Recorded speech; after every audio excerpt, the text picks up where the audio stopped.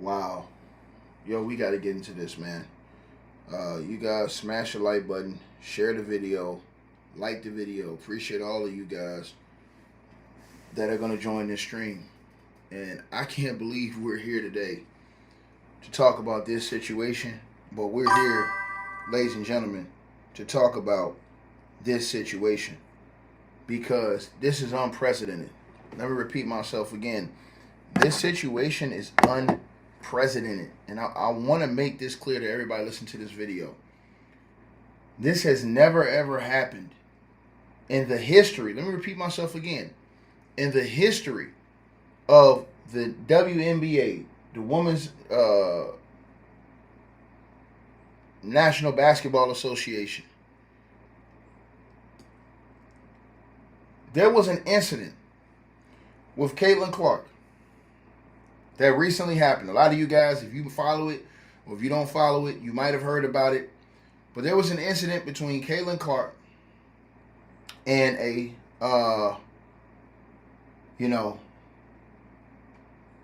and another basketball player, right? And we're going to talk about that today. And this basketball player got a lot of heat for an incident that happened between her and Caitlin Clark where somehow her fist ended up on Caitlin Clark's throat on the basketball court. And now, for the first time in the history of the National Basketball Association, now Congress is getting involved.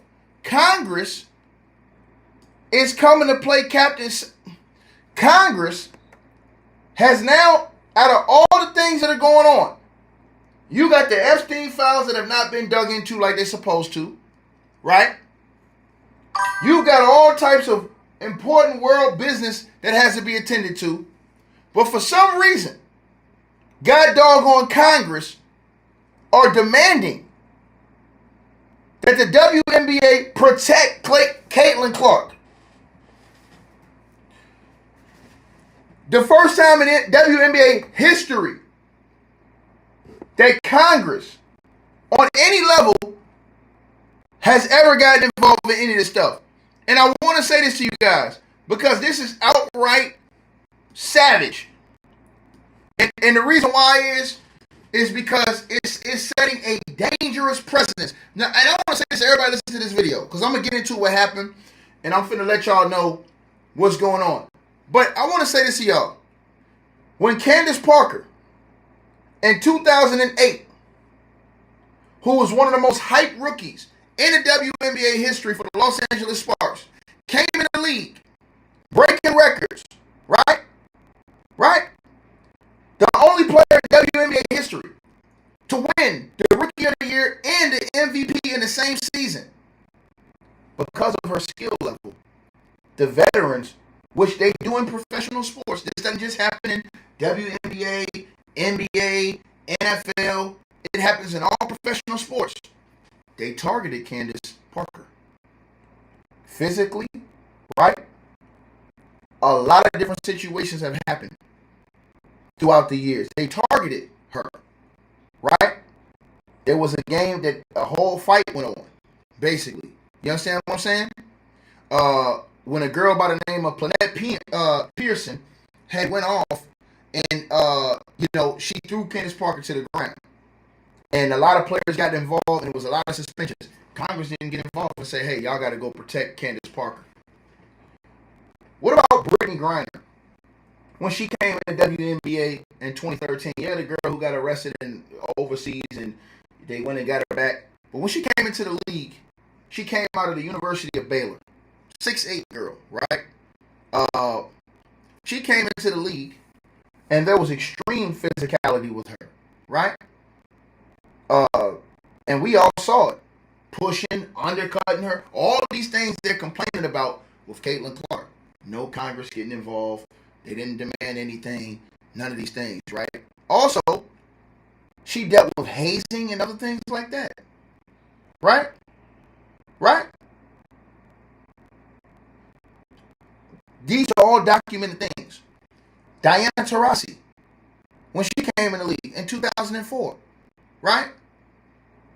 She dealt with the same thing. Congress didn't get involved. Now, all of a sudden, Congress, for some reason, wants to get involved with Caitlin Clark. And I'm going to read this article to y'all. A group of Republican lawmakers just sent a letter to the WNBA commissioner, Kathy Engelberg, they're demanding this, y'all, that the WNBA do better at protecting its biggest star from on-court physical attacks. Think about it. This shows y'all racism is alive in America, because they didn't do it for any of the other players I told y'all. And 2 of them were black and 1 of them was not white. They were another descent. And that's Diana Taurasi, right? Now listen to what I'm saying to y'all right now. Congress did nothing about any of that shit. And those were the biggest stars in the league at that time. Right? All 3 of those ladies I just named to y'all. But for Caitlin Clark, for some reason, now Congress want to get involved and protect little old Caitlin Clark from a little physicality. Disgusting work. It says they sent a letter to the WNBA commissioner, y'all, that the league do better at protecting its biggest star from on-court physical attacks. And it says this isn't just some random complaint either. These are members of Congress putting the league on notice that if things don't change, they're going to send the feds. Let me tell y'all what they said. They're going to send the feds. Once again, this is absolute bullshit. Bullshit. They're going to send the feds over WNBA physicality when this has gone on for years, since the existence of the WNBA. Right? Now, they're going to send the feds. Right? Lord Jesus have mercy, man. Unbelievable, man.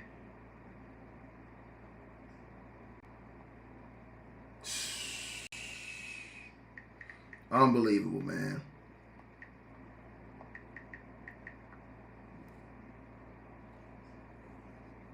Unbelievable stuff, man.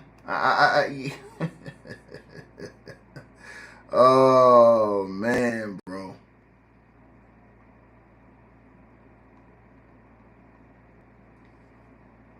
Unbelievable stuff. They're going to send the feds, they say. And they're saying that federal agencies could get involved if they don't protect little old Caitlin Clark. And then it says the letter, led by Texas Representative August Folger and signed by 11 other Republicans, including several from Indiana, right? Lays out a clear pattern of incidents. Clark's been hip checked, poked in the eye, struck in the throat. That sounds like normal basketball. They might as well shut the WNBA down and get the chick out the league if they're not going to. But listen, let me say this to you. It comes physicality in the league. Candace Parker dealt with it. Brittany Griner dealt with it. Diana Taurasi dealt with it. And the list goes on. They have compiled footage in all of these different incidents when I can show you years and years of footage of other females from the WNBA. You know, they are threatening to send the feds. You can't make this shit up. They're saying that she has been, again, hip checked. Are you serious? Poked in the eye and struck in the throat during games. The congressman, look at him. He literally got the he got the letter signed from Congress. You can't make this shit up. He said, I led my colleagues in demanding accountability from the WNBA commissioner, Engelberg, after multiple attacks against Caitlin Clark, a player who is transforming women's sports. The hell is she talking about some transforming women's sports? What the hell is she transformed? She ain't better than Candace Parker. She ain't better than what Skylar Diggins was. She ain't better than what Maya Moore was. She ain't better than Diana Taurasi. What the hell is they talking about? Caitlin Clark, a player who's transforming women's sports and inspiring a new generation of young girls to participate in athletics. I'm putting the league on notice, they said. These people are disgusting, bro. They're disgusting. And I'm going to tell y'all why it's very bad right now. The lawmakers wrote that these aren't just aggressive plays. They're repeated acts of unnecessary physical hostility and violence. Are you serious?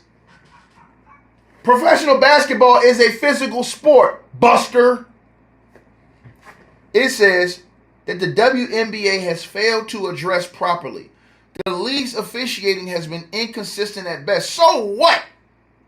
So what? You can say that from every league across the world, that the league ain't going to be officiating, ain't going to be perfect, Jack. And accountability has been basically non-existent. Didn't they suspend the girl? The whole thing came to a head during Clark's June 2024 game against the Phoenix Mercury, and when Alyssa Thomas landed on her, pushed her fist into her throat, and stepped over her during a loose ball scramble. No call was made in real time. The WNBA reviewed it the next day and eventually suspended her. Right. She got suspended. But the damage was already done, they said. Clark herself thought it should have been a flagrant from the jump.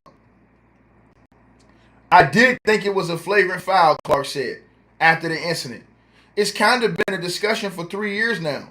And I think we really need to do a better job at protecting people in this league. I've been involved in a few of those plays, but there's been plenty of others across the league that haven't been called. But only Congress is being called for this girl. You go back post-game or whatever it is, teams submit clips and nothing changes. I think overall the league has to do better. The lawmakers aren't, bro, let me tell y'all something. This is disgusting. I'm going to tell you guys why this is very dangerous for the WNBA. A dangerous precedent that's being set if Congress is going to do this shit, bro. I'm telling y'all this. I'm finna tell y'all right now on this channel. Y'all smash the like button, share the video, because this needs to be spread out here, right? And I want y'all to say this, right? I'm telling y'all this right now. The dangers that this is going to bring forth is going to go across legal, commercial, political, and cultural lines when it comes to this situation. I'm telling y'all this. I'm telling y'all this. Right? The professional sports leagues are what we call private entities, governed by internal CBA agreements. That's collective bargaining agreements, y'all. You have a CBA for a reason, and that's between the owners and the players union, not between Congress. You risk that if the feds come get involved, if the feds intervene in this shit and disrupts what they have a self-governance, because you have a CBA and you have the league, right? The players unions, right? If Donald Trump's Department of Justice or the Department of Labor steps into this situation to try to police hard fouls or standard athletic physical play, this is going to set a precedent to where Congress can micromanage the rules, officiating, and disciplinary actions of any professional or private sports league. And you don't want that shit. Also, right? You're applying the standard federal employment law to pro sports, y'all. And that will create a massive legal mismatch. Meaning, in the standard workplaces, physical contact is prohibited in standard workplaces. But in professional sports, the athletes, you sign contracts under the legal doctrine of assumption of risk. That's different from going to work and working a 9 to 5, sucker. That means you consent to intense and aggressive physical style of contact and play on a basketball court.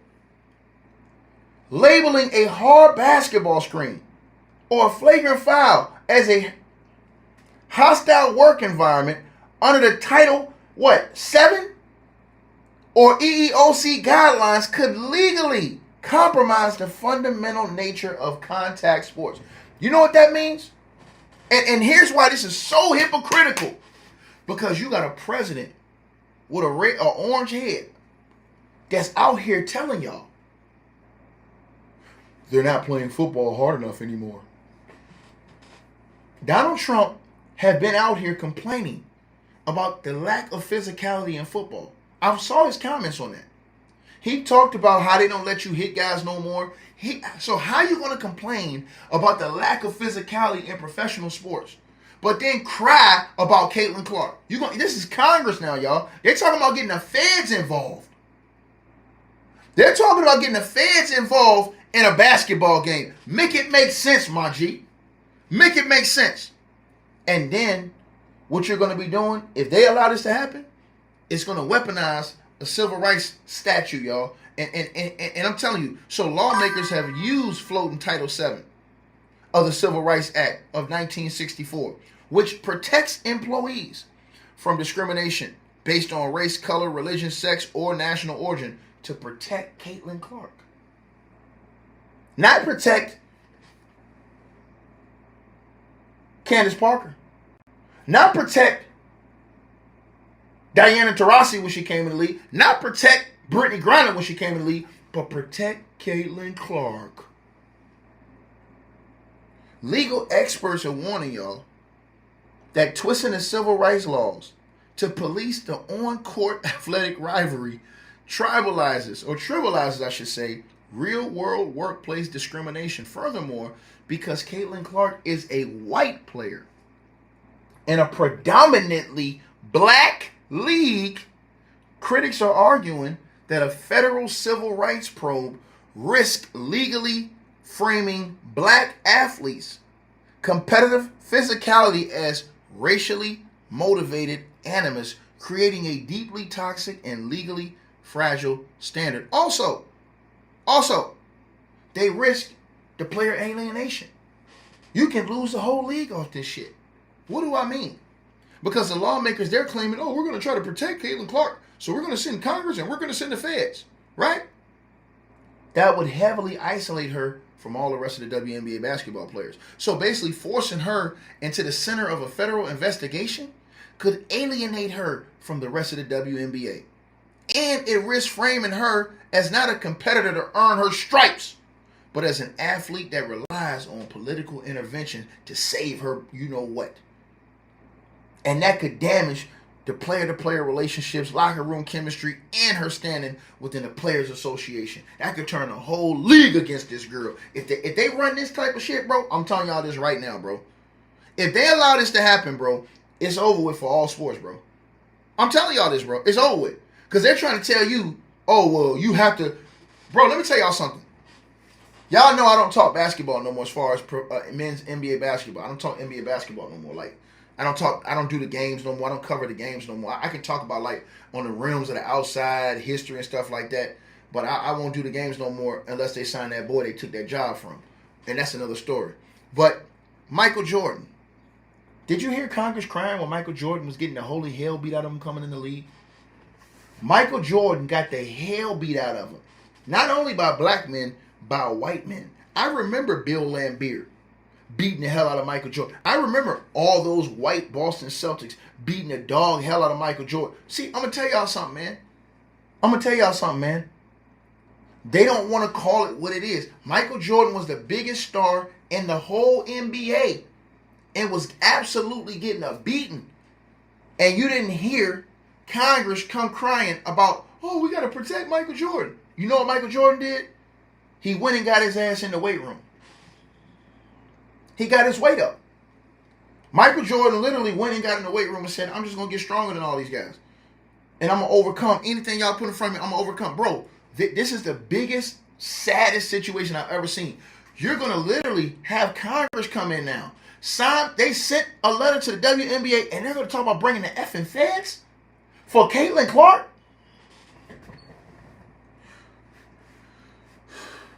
You're talking about the financial damage. Right now, while the WNBA is experiencing great growth, great commercial growth, right? historic TV ratings, and corporate sponsorships. Persistent political scrutiny and federal threats is going to create instability in the league. It's going to cause them corporate sponsors and them broadcast networks to flee because of the federal investigations and cultural war battles. And you're going to be dragging the league into congressional hearings that's going to scare away the corporate dollars that's vital to increasing the WNBA players' salaries and league expansion. Right? And let me say this. Everybody keeps saying, hey, man, the league is like it is because of Caitlin Clark. Okay, tell Caitlin Clark go make her own league then and see how many people show up. Tell Caitlin Clark, go play in a different league and see how many people will show up. Straight like that. Tell Caitlin Clark, go play in your own league and let's see how many people show up. I mean, since you know what I'm saying, you like that. Let's see how many people show up. Right? Bro, I'm telling y'all this right now, man. And then you talk about politics, right? It from a political standpoint, it'll get disgusting, bro. Like, you don't want this, bro. I'm telling y'all this right now, man. This is sad, bro. They literally wrote a letter, bro. They literally wrote a letter. Congress wrote a letter and sent it to the WNBA. I can't believe, bro. I could not believe this when I seen this shit, bro. Are you serious, bro? Are you serious? And they did this with a straight face, y'all. They did this shit with a straight face. Y'all see the paperwork right there. Y'all see the signatures. You have never in the history of the WNBA, y'all. Listen, I'm going to tell y'all something. Congress has only gotten involved 2 times in professional sports outside of this. In the NBA. That's it. And I'm going to tell you when. Congress got involved in the Malice in the Palace, in Detroit, when all the players got to fight with the fans, and it was a free-for-all, right? When it was the worst brawl we've ever seen before in sports history, Congress got involved in that. That was like, what, almost 23 years ago, 24 years ago now, right? And then, in 1980, with Rudy Tomjanovich, when old boy split his wig and laid him out, and he was laid out ice cold on the court, and everybody thought he was dead. That's the only 2 times in the history that Congress got involved. They're going to come get involved for Caitlin Clark? Are you serious, bro? She ain't really like that, man. Are you serious? In all of this stuff with Caitlin Clark, I want to make this clear. Nobody cared about Caitlin Clark until a girl named Angel Reese came around. Nobody cared about Caitlin Clark. Caitlin Clark did not have any of that stature. Nobody cared about her to that level until that college game with her and Angel Reese happened. And Angel Reese hit her with the same medicine. See, nobody told anybody that Caitlin Clark was running around doing the same shit that Angel Reese did to her. Because remember, they praise and glorify and uplift Caitlin Clark. She ain't won shit. She hadn't won anything. She hadn't won anything in college. She hadn't won anything in the pros. They praise her. Angel Reese won a national championship. But they praised Caitlin Clark. They catapulted, Caitlin Clark's whole career catapulted off of a black woman beef. And all Angel Reese did was the same thing Caitlin Clark had previously done with other opponents. And they cried foul about that shit. And they made Angel Reese the demon. They made Angel Reese the demon. You cannot make this shit up, bro. I'm appalled. Bro, listen. I'm telling y'all this right now. I'm appalled. If Congress get involved, bro, I'm appalled, man. There ain't no way you can talk about threatening to send the feds over a foul. Bro, I'm telling y'all, man, they're going to end all sports, bro. This is why I told y'all on my channel. This is the reason why I stopped fucking with shit, bro. Y'all have seen me. Y'all know I don't play these games. When I seen all the shit Adam Silver was doing, when they did that shit to that boy in the NBA, that was the last straw for me. Old boy with the Chicago Bulls said, oh, hell no. You going to give him his job back. If you don't give him his job back, I ain't talking basketball no more. As far as the NBA, I'm not talking no more NBA current basketball. If they don't get that man, the way they took that man's job away, for you let people come out here and cross dress, do all this shit they want to do, but you're gonna take him out the game because he said praise God and shame the devil? Man, y'all niggas is crazy as hell, man.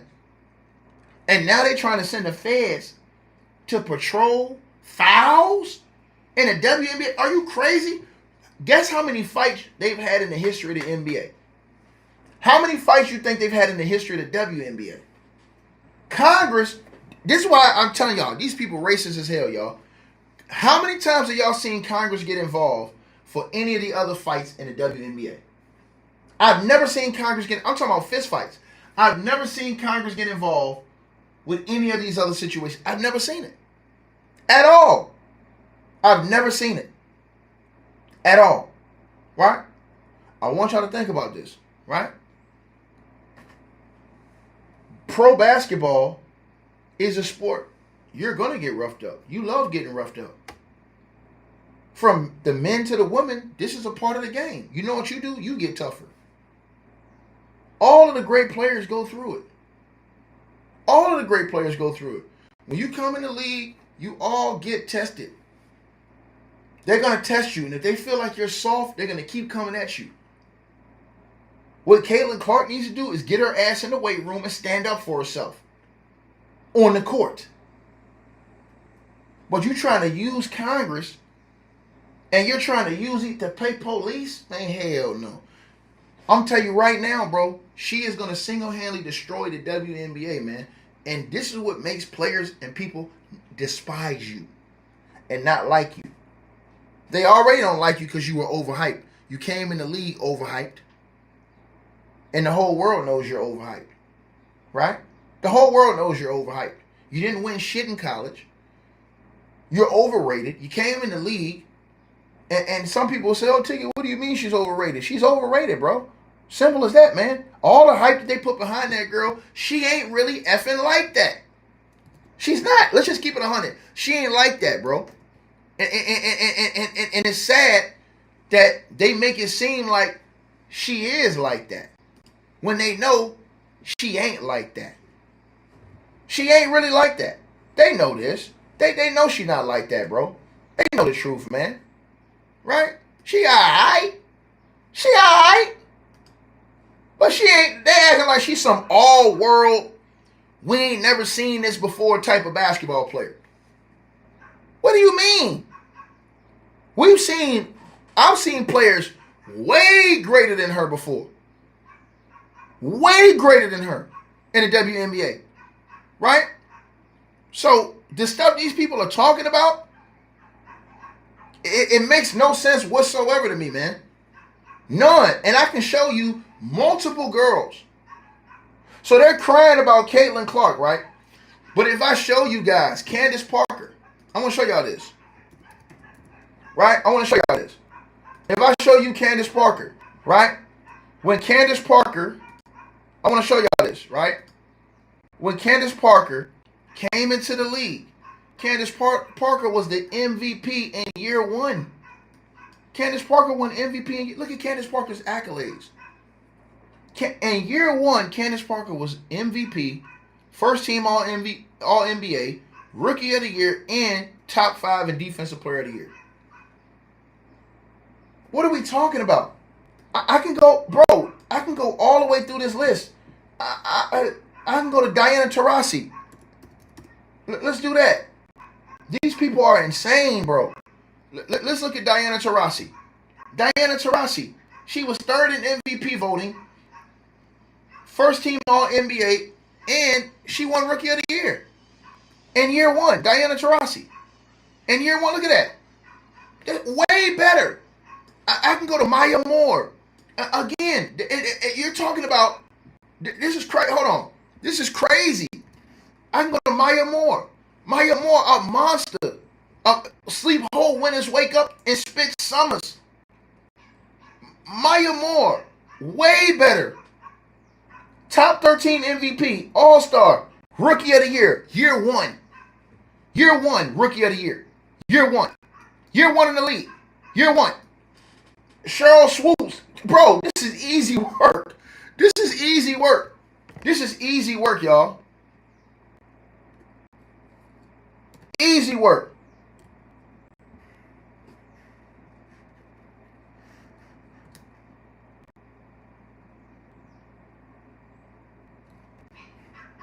Cheryl Swoops. You talking about the ladies that was out here balling out of control. Balling out of control. And at that time, they really had to go get it. You wasn't getting no handouts. And that WNBA was tougher at that time. Right? Way tougher. Bro, they need to come up off this shit, man. I'm telling y'all this right now, bro. And they talk about, hold on, y'all. They talk about Angel Reese. Hold on. They talk about Angel Reese. Hold on. Hold on. They talk shit about Angel Reese. Bro, Angel Reese got accolades. Angel Reese is a 2-time All-Star. Right? They act like she's just garbage. She's a 2-time All-Star. And Angel Reese is what? She got the most double-doubles in WNBA history. Now, they say, oh, they're me bounce ticket. She getting them. She getting them. Angel Reese putting up 15 and 11.7. A game. A game. Angel Reese, 2-time All-Star, 2-time total rebounding champ, all rookie team. All rookie team. This is her 3rd year in the league. This is her 3rd year in the league. Come on, man. Cut it out, bro. And Angel Reese not even that offensive of a player. Y'all talk all that shit about Angel Reese offense. Angel Reese averaging 15 points a game. Caitlin Clark is supposed to be an all-world player. Let me show y'all something. And I'm going to go to the men. I want to show y'all one thing. I want to show y'all one thing. The greatest player to ever play the game of basketball. There is no other. There is no other in his class. Michael Jeffrey Jordan. I want y'all to see something. Michael Jeffrey Jordan in year one. In year one. Year one. Michael Jordan averaged 28.2 points per game. Look at this. Right?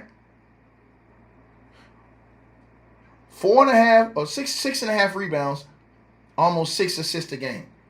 2.5 steals. Look at this. And Michael Jordan was top 5 MVP voting. Oh, no, excuse me. Top 6 MVP. Rookie of the Year. All-Star Game. 2nd team All-NBA. Michael Jordan was the biggest star in the league coming to the league. He came in and took over for all those other guys. Magic. Right? Bird. Isaiah. Mike came in and stepped on shit. Do you think Congress, and this is the greatest player to ever play the game of basketball, Michael Jordan saved the league. Michael Jordan was getting the hell fouled out of him. Matter of fact, I want to show y'all something. Y'all need to see this. Hold on. But you know what? I don't even want to do this for the men. Let me do this. Hold on. I'm going to show y'all something. I want to show y'all something. Right? Right? Because I'm going to show y'all the racism in the WNBA. I'm going to show y'all this. And this has to be stated to everybody that's watching this video, man. Right? Has to be stated, right? And I think people need to, kind of see what we're talking about. Because to me, it's disgusting, bro. I want to show y'all something. Because this is the type of stuff. This was the type of stuff. I want to show y'all.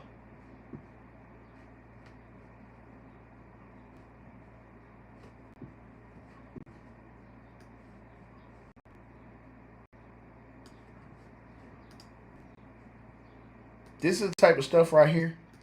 Candace Parker was dealing with this late in her career.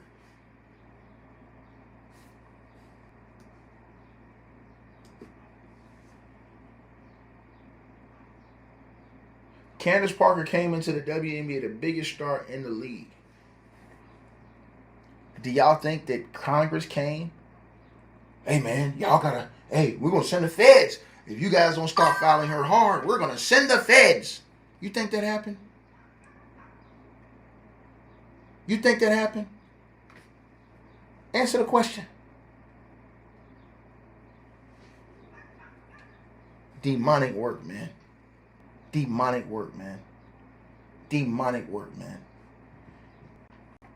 Let's get into this, you guys. I want to talk about this with you guys, because this came across my table. I want to talk about this. Lil Jon, the rapper. Lil Jon recently lost his son, right? He recently lost his son, right?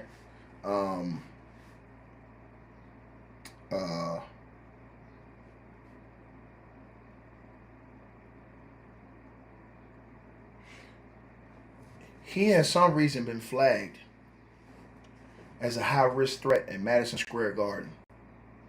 He was in a secret celebrities database. This shocked me. This shocked me. And I'm going to tell y'all why it shocked me. Him and 3 other rappers. Because I haven't known Lil Jon to be, I don't understand why he would be in this type of database. Again, as you guys can see, Lil Jon was flagged as a high-risk threat in Madison Square Garden's secret celebrity database. It says that Lil Jon and 3 other rappers are flagged as high-risk threats in Madison Square Garden's secret database that profiles celebrities and assigns them danger ratings. Why would Lil Jon have danger ratings surrounding him? Now let's get into this, because this is something that I think needs to be. Now it says right here, you guys, the leaked files reveal that Madison Square Garden Entertainment maintained detailed records on hundreds of high-profile visitors, categorizing them by perceived risk levels and recording sensitive personal information. What the fuck is going on? Including sexual orientation and gender identity. Let me read that again. The leaked files revealed that Madison Square Garden Entertainment maintained detailed records on hundreds of high-profile visitors, categorizing them by perceived risk levels and recording sensitive personal information, including sexual orientation and gender identity. According to the tiered system, right, or the tiered system, rappers Freddie Gibbs, DaBaby, and A Boogie with the Hoodie joined Lil Jon on the high-risk list, while Jadakiss and Fat Joe were classified as medium risk, and Ice Spice landed in the low-risk category. Now, I'm going to tell y'all this. I know why they put Ice Spice in the low-risk category. Because of that fight she had at McDonald's. And that wasn't even her fault. It wasn't even her fault. That had to have been the reason they had Ice Spice over there. Jadakiss and Fat Joe, you had them as medium, but Fat Joe was courtside. Him and Jadakiss be at the games. It was at the finals, right? Didn't I see pictures of them online of them at the finals at the games? Didn't they have that on their own website? I thought I saw it on their website. I'm subscribed to their podcast.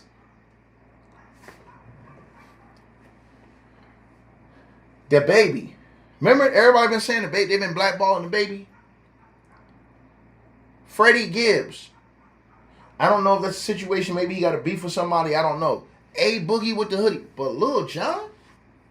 I can't think of anything from Lil Jon for him to be high risk. I can't think of anything from Lil Jon for him to be high risk outside of Lil Jon in the old, the old tracks he had, Tear the Club Up, all that other shit, where it was just a mayhem. But you're not playing his music. Why would Lil Jon be high risk? Why would Lil Jon be high risk? It goes on, y'all. It says the database extended far beyond just assigning threats levels to performers. According to Wired, around 93 celebrities, look at this, y'all, 93 celebrities received a LGBTQIA tag in the system. And the records included attendees from Taylor Swift and Travis Kelce's wedding at the venue. What?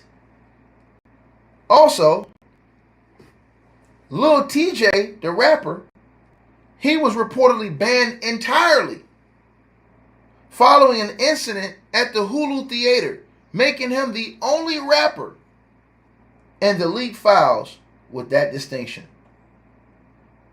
The company, led by Chairman James Dolan, created this surveillance infrastructure to track and categorize anyone who entered its properties. Are you serious? Is that not racial profiling, y'all? Was that not profiling?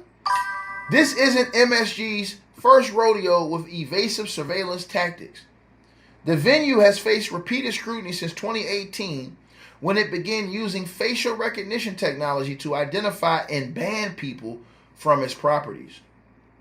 In one infamous case, Madison Square Garden used technology to prevent a lawyer from attending a rocket show because the attorney's firm was involved in litigation against the company. The company also scanned faces at the Grammy Awards and maintained biometric databases that extended to tracking children and monitoring players at sporting events. Bro, they monitoring people out here, bro, and tracking people. That's crazy, bro. This new technology they got, they're showing y'all what they doing. The latest revelations paint a picture of a corporation that's built on comprehensive surveillance operation targeting anyone that walks through those doors. MSG's approach goes beyond typical security measures and ventures into territory that raises serious questions about privacy rights and the use of personal data. Now, I wonder how Jadakiss and Fat Joe are going to feel that the MSG had them in their secret files as some type of risk. How they going to feel if they find that shit out? They going to find out now if they ain't find out before. If they get this article now, they're going to find out ASAP. It says that Madison Square Garden approach goes beyond typical security measures and ventures into territory that raises serious questions about privacy rights and the use of personal data. The leaked database represents the most comprehensive exposure yet of how extensively Madison Square Garden monitors and categorizes the people who attend events at its venues. That's wild, bro. That's wild. Bro, I ain't seen no white people. Bro, they had not one white rapper. I ain't seen not one white person listed on here. But they said, this is the thing that got me, y'all. They said they had 93 celebrities. And this is why we trying to tell y'all this. 93 celebrities, y'all. 93 celebrities. Let me see if this is it right here. Hold on. 93 celebrities, they said, were on the, they had 93 celebrities that was on the LBGQ list. Now, I wonder what celebrities was on that list. 93 celebrities? Look at that, y'all. 93 celebrities. Right? Oh, okay. Here we go right now. We're labeled with an LGBTQ. Boy, does this not scream of lawsuit all over it? Including singer Phoebe Bridgers, musician Ricky Martin, living the vida loca. Living the vida loca. And actor Emily Green. The purpose of recording these identity-based classifications was not disclosed in those leaked files.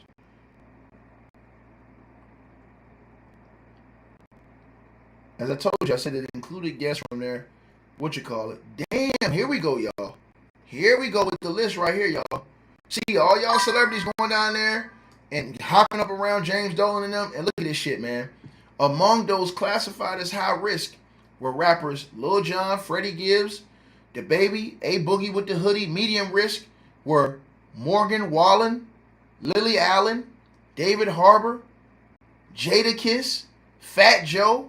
Low risk were Ben Stiller, Tracy Morgan. Now I'm starting to see some white folks on here. Tracy Morgan, Eddie Falco, Selena Gomez, Ice Spice, Benson Boone, Michael Strahan. What? Rapper Lil TJ was banned. Wow. Wow. And they're using facial recognition over there too. I know he probably didn't want those to be leaked. I wonder what the rappers are going to say now. And they said Madison Square Garden is being grilled over this. Let's listen, y'all. Well, Madison Square Garden was in the hot seat at City Council today. Council members posing questions about how the venue uses its facial recognition technology to allegedly ban lawyers who are suing them. All right, Fox 5's Morgan McKay was at the hearing and has a look at the controversy.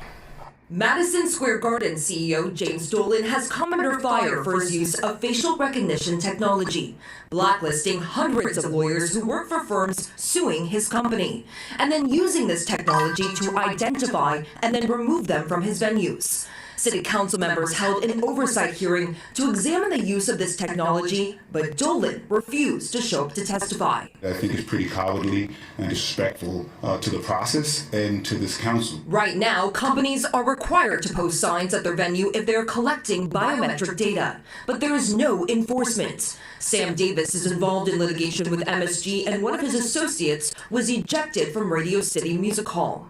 He says there needs to be more regulation. There's no one making sure that they are in compliance with the most basic part of this. If you're going to allow facial recognition, let people know about it. Give people a fair shot.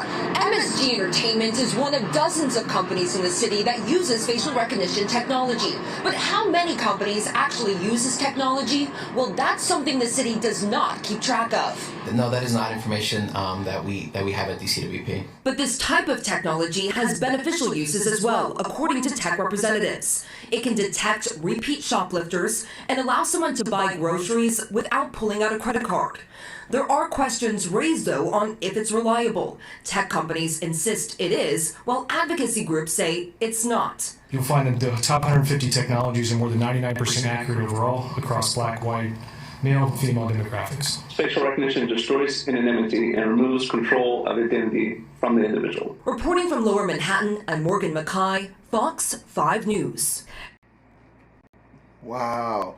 They using facial recognition. And now check this out. So you could just go watch Fat Joe and Jadakiss podcast. They were heavy behind the Knicks. I wonder how they're gonna feel now, knowing that they're on the list. They're considered a risk. They're on the list. They're on the list. See, I've been trying to tell y'all how this shit been going down. They're on the list.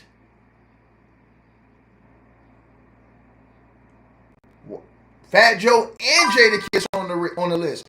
How Lil Jon got on the list, I have no idea. I've never seen Lil Jon at MSG ever before. When I ever watched basketball, I've never seen him anywhere near associated with that.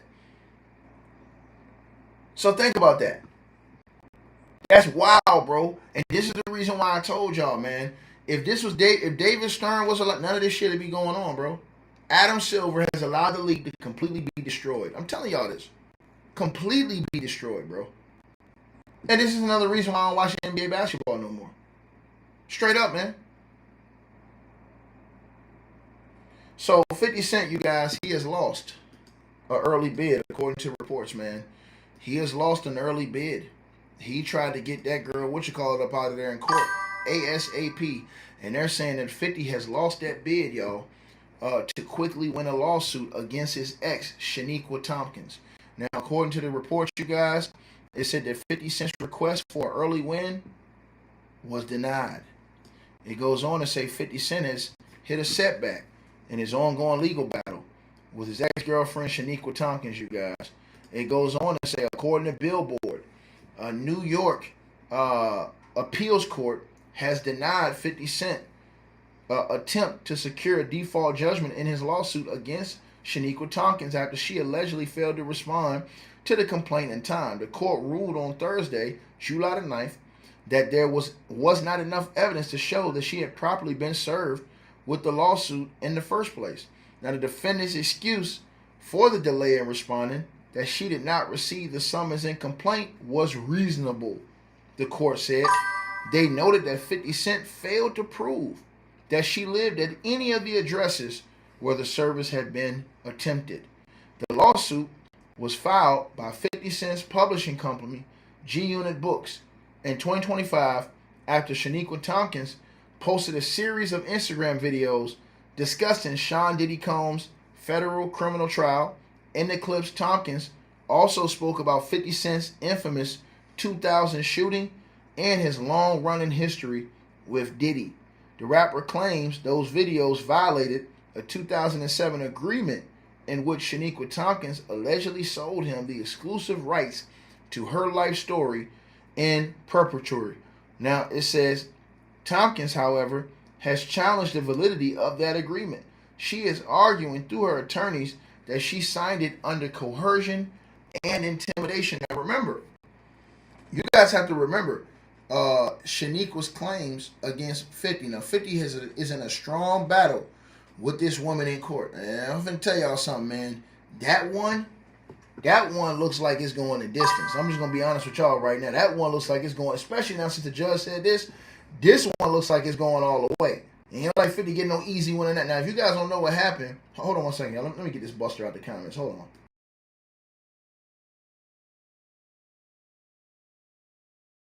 Yeah, you got it. Go. Let me get you out of here, bro. All right, y'all. So we good now. So Shaniqua, as I told you guys, she had so many allegations against 50, man. She accused 50 of domestic abuse, where she said that 50 had physically and verbally abused her, and she said that he beat her during her pregnancy with their son, Marquise, and she claims that he physically assaulted her in front of their son during their relationship. She claims that in an affidavit that she filed, she claims that she was forced to sign away the life story rights in 2007 under what she said was extreme duress. And she basically alleged, you guys, that 50 Cent and his team, they used threats, financial pressure, and intimidation, leaving her fearing for her and her children's lives if she did not comply. Also, she accused him of breach of contract, right? So in 2008, she sued 50 Cent for breach of contract and unjust enrichment. She says that he went back on an oral promise to give her a $2.4 million Long Island home and half of his financial assets after she supported him before his rise to fame. Also, she has recently claimed, right, in 2025, during an Instagram live broadcast, that 50 Cent had also beat up Daphne Joy, the mother of his second child. Now remember, Daphne Joy came out and accused 50 Cent of abuse as well before, I believe, she walked those allegations back. When 50, I think he came out and was threatening, I guess, to sue her or whatever like that. But she came out, but the Shaniqua is alleging that 50 beat up on Daphne too. So 50 has multiple allegations against him as well. This whole situation, bro, is crazy. It's crazy work, this entire situation with 50, man. You know what I mean? So Fifth got a big battle going on. So right now they told him, nah, we're not going to let you get the quick win in the default judgment. You're going to take this a long way. So this is going to go deep in the court system, man. And we're going to see, man, the advantage 50 has, he got the monies and the lawyers to go the distance. I don't know what her finances look like. Sometimes if you got the money and the lawyers to go the distance, you can win that battle regardless. You know what I mean? So that's just how it goes sometimes. But let's talk about this, you guys. And I want to get into this right here. This one's crazy. And this one's about Cardi B's baby daddy. One of her baby daddies. As we know, Cardi B has multiple baby daddies. Stephen Diggs, she got 2 baby daddies from what we know. Stephen Diggs, though, his sexual assault accuser. Now, remember, a lot of people are changing their opinion on Stefan Diggs. They thought when Stefan Diggs won that legal case against that girl, the BBL, the thick-ass chef that he had, you know what I'm saying? The girl that had the BBL, she was BBL'd up, and she accused him of assault and all kind of things. Well, when he won that case in court, a lot of people was like, oh, yeah, he justified. But then came this other male accuser. And now you're seeing a lot of people on social media and on the internet walk back how they feel about Stefan Diggs. Because now, according to the report, Stephon Diggs sexual assault accuser, the man, the dude who accused Stephon Diggs. And remember, Stephon Diggs was just on the team last year. I believe he was on the Patriots, right? So he's on one of the best teams, I guess, in the league. And from reading the reports, they fired his ass. And he hadn't got a job. From what they're saying, he hadn't got a job yet. Now I'm thinking it's probably because of all these different legal things he got surrounding him, and people don't want to take a risk. Because people were saying, well, why he didn't get signed after he won his and I got to check to see if he got signed or not, because I didn't check to see that, but I don't think he got signed after he won that case in court against the thick ass, the BBL chef, right? But now they're saying that this other guy, you know, he don't dropped 120 pages of text messages. Now let's get into this. It says that Stephon Diggs and Christopher Griffith are currently in a legal battle. Now it says that Christopher Griffith accused Stephon Diggs of sexual assault. Bro, and y'all see all these allegations around these people, bro? This is disgusting, bro. Think about this, man. Think about this, man. You know? And so it says that Griffith has accused Stephon Diggs of sexual assault, while Diggs adamantly denies the claims. In fact, Diggs have sued Griffith, which led to Griffith leveling a countersuit against Diggs. Now, it says now the two are engaged in a lengthy legal battle, and the judge has been asking both sides to provide evidence to support their respective cases. Part of this was text messages that were allegedly exchanged between Griffith and Diggs. Diggs accused Griffith of failing to produce the text messages, right? These include texts from both iMessage and Instagram. According to TMZ, Griffith submitted 100 pages worth of messages to the court this week. This was in response to Diggs claiming that he blocked Griffith on Instagram and could not access the messages himself. Bro, this is wild, man. So TMZ, and that's the male accuser right there, y'all see on y'all screen. That's the male accuser right there. That dude said, bro, I'm about to tell y'all what he said. I'm finna tell y'all what he said. As y'all see right there, TMZ right there had put up that article and stuff right there, right? And there's a video of this dude getting beat up in the elevator too. This guy right here that went viral on social media, right? Now he basically accused Stephon Diggs. He said that Stephon Diggs drugged him, attempted to sexually assault, and conspired to silence him following this 2023 encounter. Now he claimed that, you know, after they attended a charity basketball game and visited a club in May of 2023, that he went to Stephon Diggs' home in Rockville, Maryland, and he claims that Stephon Diggs drugged him using candy laced with an unknown substance. He says that he exposed his genital and made unwanted physical advances and forced him on him, right? Now, he stated that after he rejected those advances, he hid in the bathroom. Upon exiting, he claims that Diggs' younger brother, Darius Diggs, and other associates threatened to keep him quiet, falsely accusing him of stealing, stripped him, and physically assaulted him.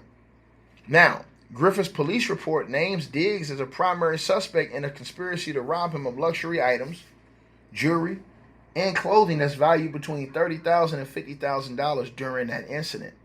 Now, Griffith claimed that after he rejected Stephon Diggs, right, that Diggs conspired to suppress his quote-unquote secrets from being exposed. Griffith alleged that this directly led to a violent physical attack against him outside of his Los Angeles apartment a week later. Now, Stephon Diggs denied all of those allegations, you guys, and now he filed a lawsuit, and this guy countered. Now they're in court right now, and now we're right here. Let me scroll down a little bit. Hold on.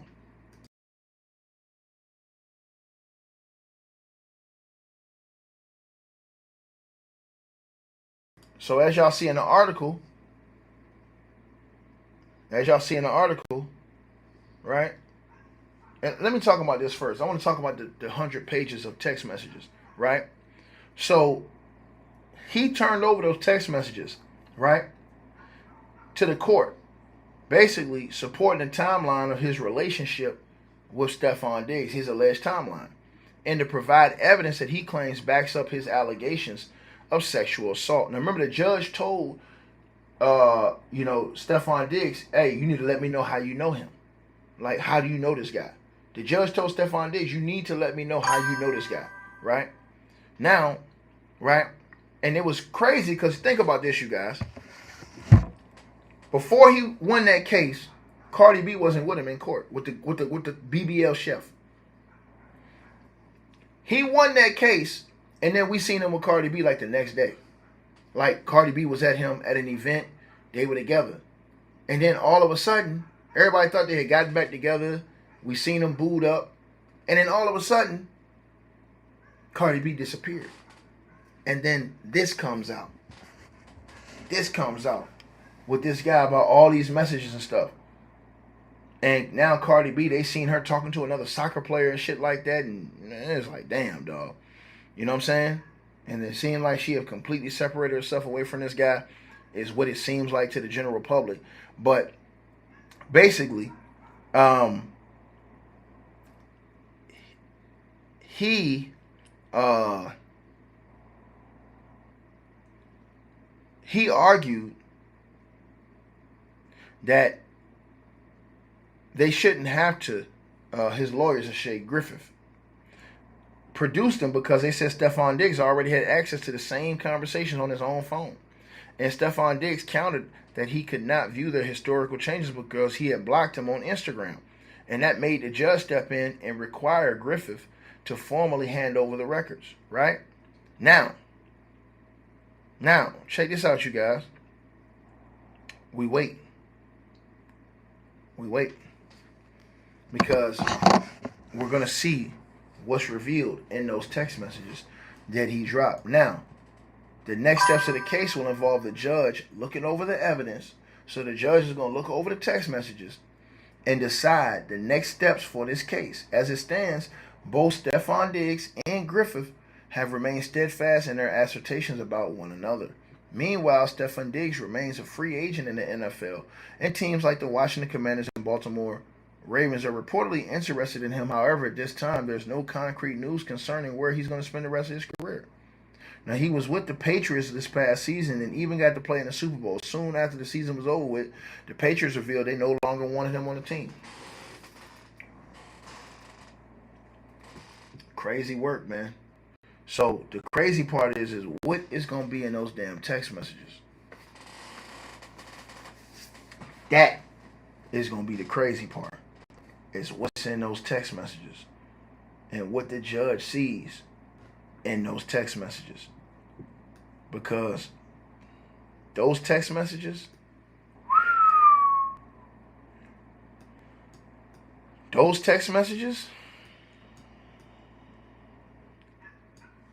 and they be trying to tell you about this industry, man. They say, you know what I'm saying? This industry is a wicked, crazy place.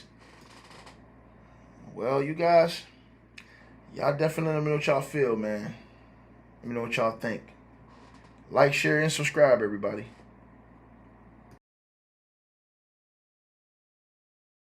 Hey, we always appreciate the support, and if you guys want to do so, you can use the Cash App or PayPal links. They'll be in the description box below this video or pinned at the top of the comments.